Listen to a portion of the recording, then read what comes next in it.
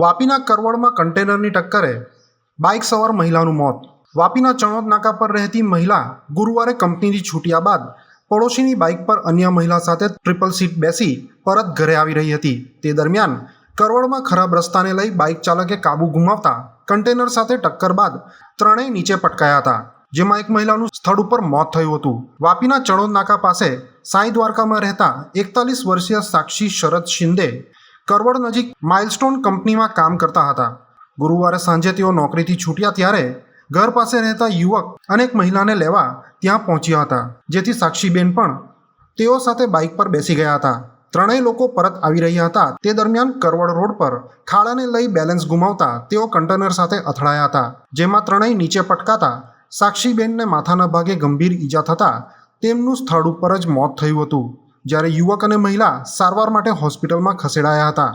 બનાવની જાણ થતાં ડુંગરા પોલીસે સ્થળ ઉપર પહોંચી લાશનો કબજો મેળવી વધુ કાર્યવાહી હાથ ધરી હતી.